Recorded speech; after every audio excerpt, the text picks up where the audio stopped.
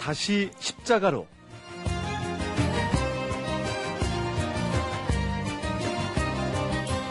매주 수요일마다 우리의 신앙을 일상의 삶에 적용시켜보는 다시 십자가로 시간을 갖고 있습니다. 오늘도 눈먼 기독교의 저자 광명계명교회 박태양 목사님 자리해 주셨습니다. 할렐루야 목사님 안녕하세요. 네, 반갑습니다. 송 PD님. 네. PD님은 하나님의 터치하심을 매일의 삶 중에 느끼고 계시죠? 아멘.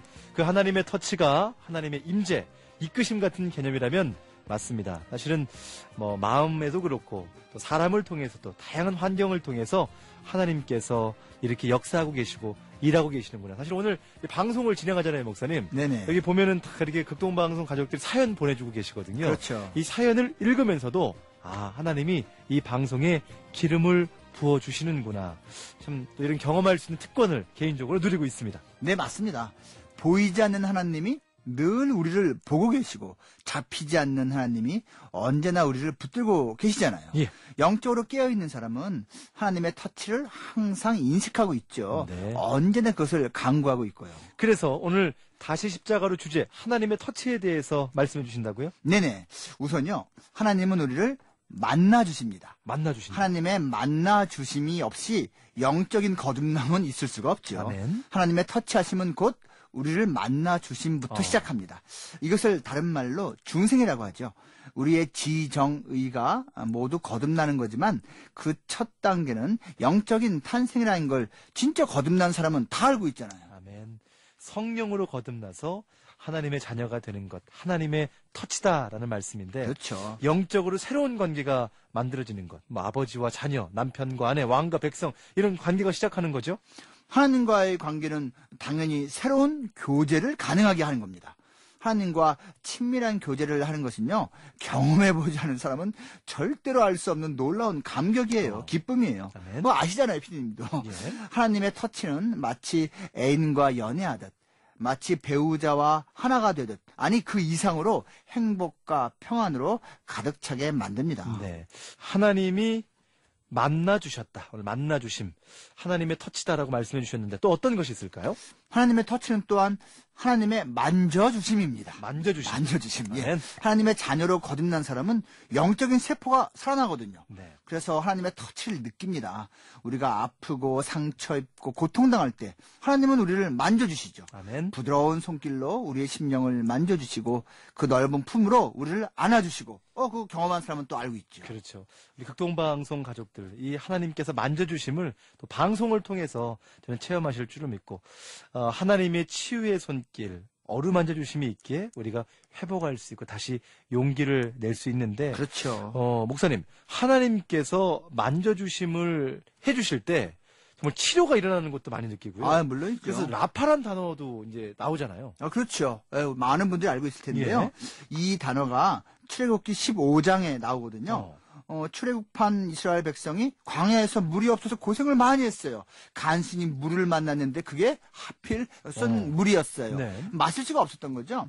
그래서 절망하고 원망했는데 모세가 부르짖어서 기도했더니 하나님이 한 나무를 물에 넣으라고 말씀하셨죠. 예. 그랬더니 물이 단물이 되었어요. 쓴 물이 생명수가 된 거죠. 거기서 여호와 라파, 여호와 치료라는 말이 나오잖아요. 아멘. 라파의 하나님께서 오늘도 그 백성의 삶을 만져주신다, 치료하신다는 거죠? 네, 맞아요. 그런데요, 라파가 거기에만 나오는 게 아니에요.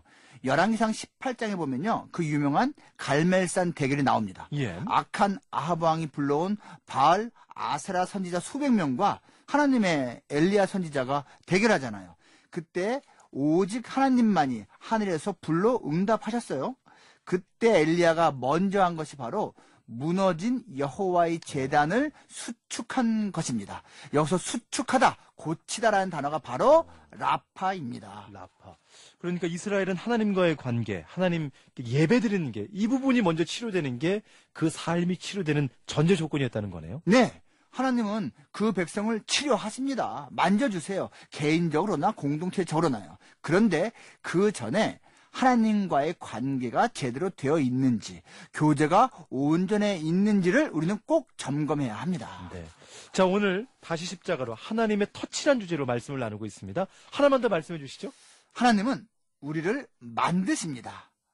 하나님은 태초에 만물을 말씀으로서만 창조하셨잖아요. 그런데 오직 사람만은 손수 빚으셨어요. 그 코에 생기를 불어넣고 또 그렇게 해주셨죠. 하나님의 특별한 터치가 있었던 거예요. 그 하나님의 만들어 주심은 그때만이 아니라 지금까지도 계속되고 있습니다. 네. 영적으로 거듭난 후 어린아이처럼 약한 우리를 계속 만들어 가시는 하나님.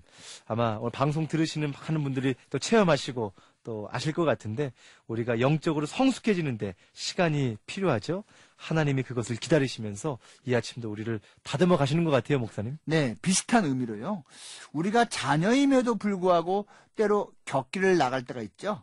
하나님은 기다리시다가 때가 되면 우리를 혼내시기도 하시죠. 네. 사랑하시니까요. 그럼으로써 우리는 제대로 하나님에게 속한 자답게 깎여지고 만들어지는 겁니다. 아멘. 그것도 하나님의 터치예요. 위로만이 아니라 징계도 하나님의 섬세한 터치라는 것을 기억하면 인내할 수 있고 감사할 수 있습니다. 네. 자, 오늘 하나님의 터치를 생각해 봤고요. 하나님의 만나주심, 그리고 만져주심, 또 하나님의 만드심, 이런 하나님의 터치를 매일 체험하게 될 줄을 믿습니다. 다시 십자가로 오늘도 광명계명교회 박태양 목사님이었습니다. 고맙습니다. 하나님의 터치는 정말 짜릿하고 행복하고 감격적인 경험입니다. 오늘 이 방송을 듣는 모든 분들이 하나님의 터치를 매 순간 맛보며 사시기를 진심으로 축복합니다. 감사합니다.